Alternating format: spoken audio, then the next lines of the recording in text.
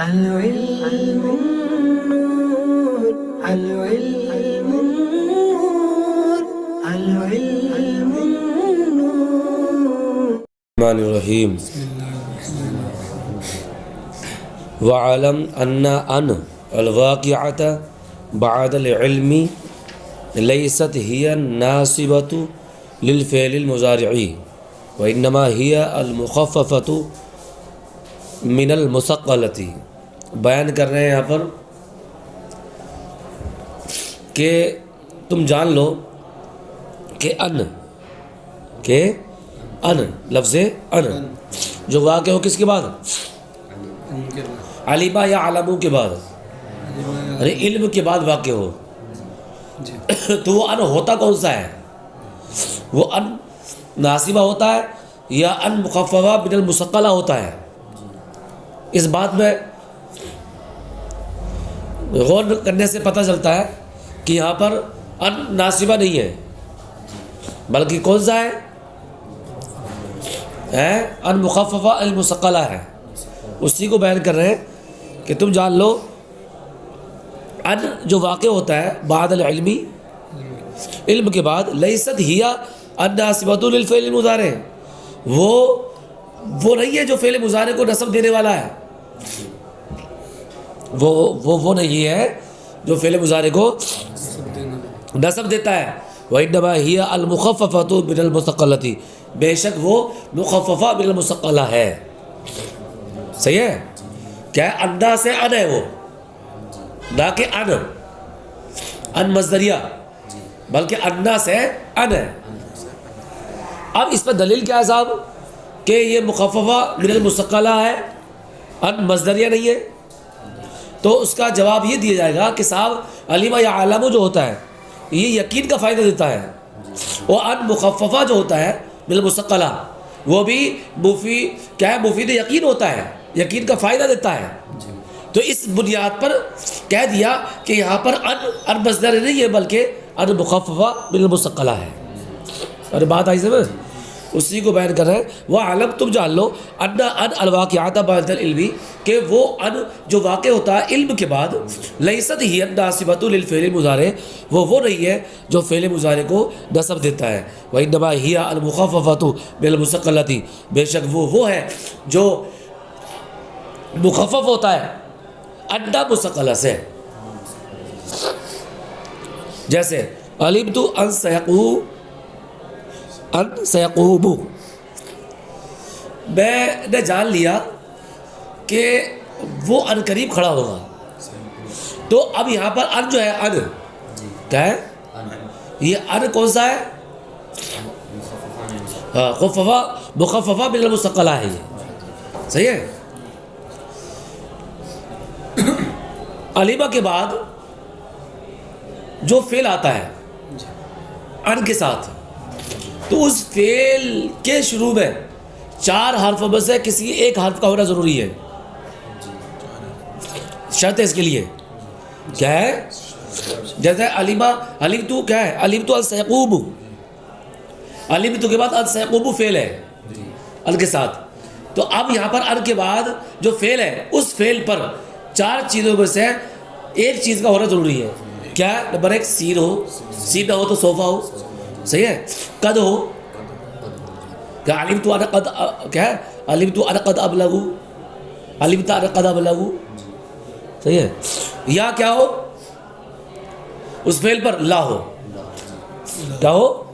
لا ہو۔ بات ہے اس میں، تو 4 چیزوں میں سے کوئی ایک ہوگا تو وہ ان مخففہ من المثقلہ ہوگا، اس کے لیے شرط ہے نا۔ اور ان مخففہ من المثقلہ ہے، اس پہ ہی دلیل کیا ہو گئی؟ معنی کے اعتبار سے کہ علمہ یا علم یقین کا فائدہ دیتا ہے، اور ان مخففہ من المثقلہ تو ہوتا ہے وہ بھی مفید یقین ہوتا ہے، یقین کا فائدہ دیتا ہے۔ تو اس بنیاد پر وہ ان مخففہ من المثقلہ ہے، ان مصدریہ نہیں ہے۔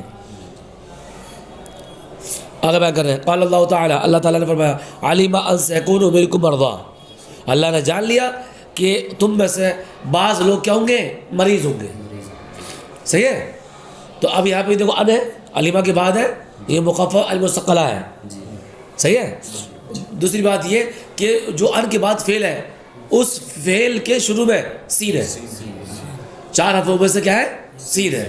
سین، سوفا، قد، اللہ.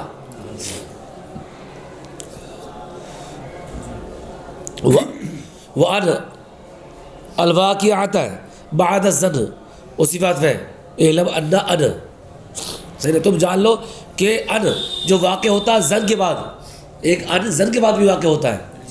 تو بتا رہے جازا فی الوجہان، تو اس میں 2 وجہ جائز ہے. ان نصب بہا، ارے ان کے ذریعے نصب پڑھنا بھی، وان تجعلها کالواقعات بعد العلم، اور اس کو بنا دینا اس کی طرح جو علم کے بعد ہوتا ہے. یعنی علیمہ کے بعد جو بنا دینا اس کی طرح، تو جو علیمہ کے بعد ہوتا ہے تو علیمہ کے بعد کون ہوتا ہے؟ المخففہ بالمثقلہ ہوتا. تو مطلب یہ ہوا جب ہم اسے نصب پڑھیں، کیا پڑھیں؟ یعنی ان کے ذریعے نصب دیں بعد والے کو، تو اب اس زن کے بعد آئے، کس کے بعد آئے؟ اور یہ نصب دے، تو اب یہ ان مصدریہ ہوگا. کیوں؟ ان یہ زن کا فائدہ دیتا ہے. کیا ہے؟ زن کا فائدہ دیتا ہے. اور اس میں کیا رجحان ہوتا ہے، اس میں رجحان ہوتا ہے، یقین نہیں ہوتا ہے، لیکن تھوڑا یقین کی طرف رجحان ہوتا ہے اس میں. صحیح نا؟ یقین کی بو پالی جاتی ہے. اس بنیاد پر کہہ دیا کہ اس میں ان کیا ہے؟ ان کیا ہو جائے گا؟ ان مصدریہ داخل ہو جائے گا. ان مصدریہ داخل ہو جائے گا کیونکہ یقین کا فائدہ دے نہ رہا. ان مصدریہ یقین کا فائدہ نہیں دیتا ہے. اور دوسری بات یہ رفع پڑھنا بھی جائز ہے. تو جب رفع پڑھیں گے تو اب کیا ہوگا؟ ان مخففہ بالمثقلہ، ان مخففہ من المثقلہ. صحیح نا؟ تو اب ان مصدر نہیں، ان کیا ہے؟ ان مخففہ من المثقلہ مانیں گے. اس لیے 2 وجہ جائز ہے اس میں، نصب پڑھنا بھی جائز اور رفع پڑھنا بھی جائز. فصل المجزوم عاملہ، المجزوم عاملہ کہ فعل مضارع کے عامل جو فعل مضارع کو جزم دیتے ہیں وہ کیا کیا ہے؟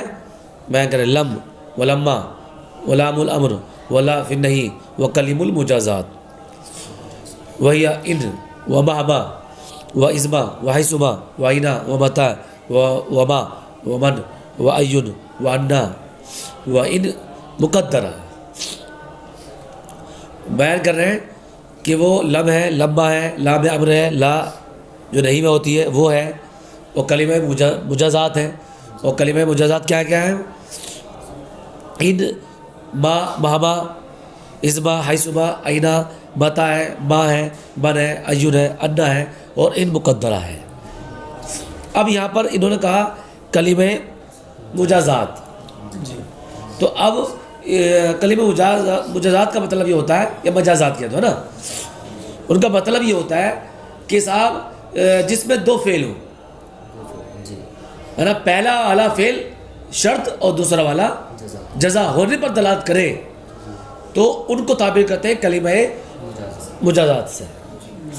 اور بات آئی سمجھ؟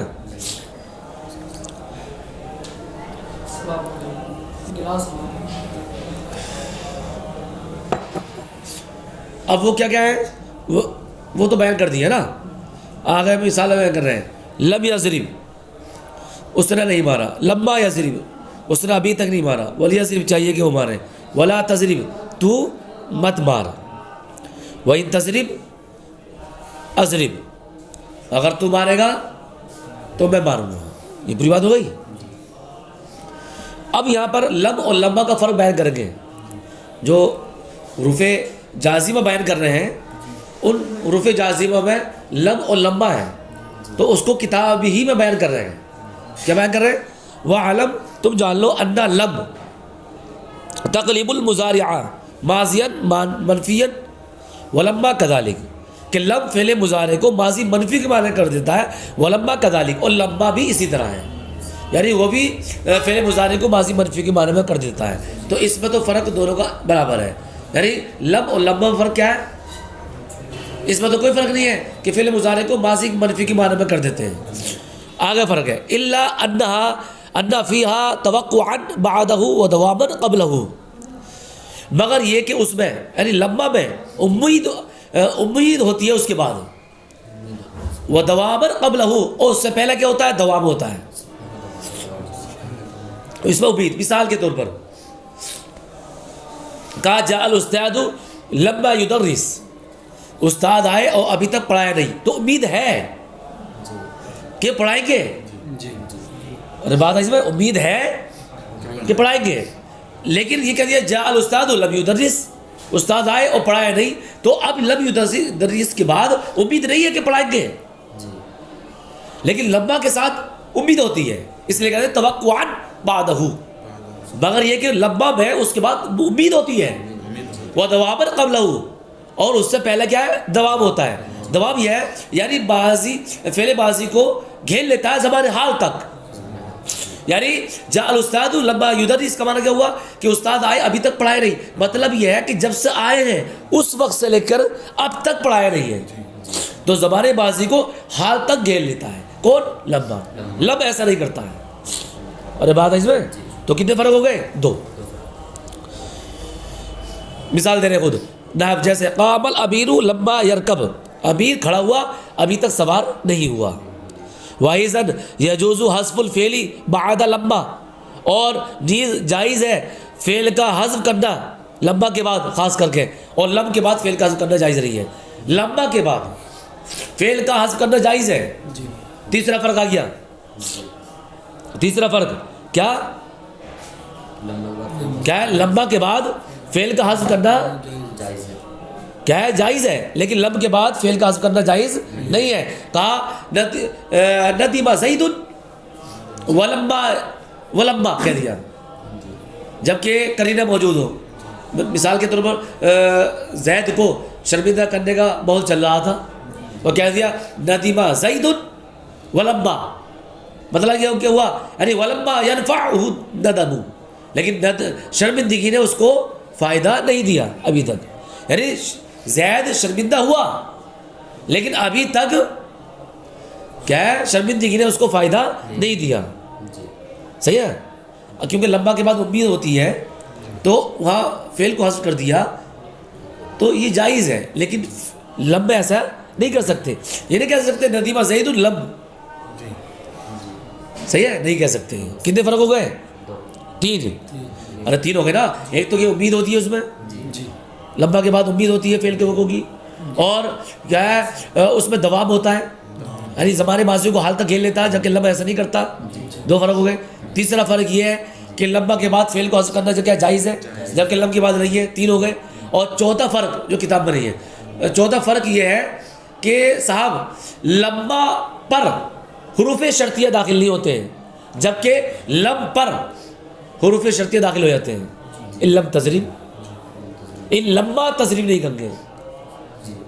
صحیح ہے، تو یہ الگ سے فرق ہے نا. تو 4 فرق ہو گئے، اچھے طریقے سے یاد کر لینا. بیان کر رہے وَأَيْضًا، اور نیز يَجُوزُ حذف الفعل بعد لما خاصۃً، فعل کا حذف کرنا جائز ہوگا لمبا کے بعد خاص کر کے.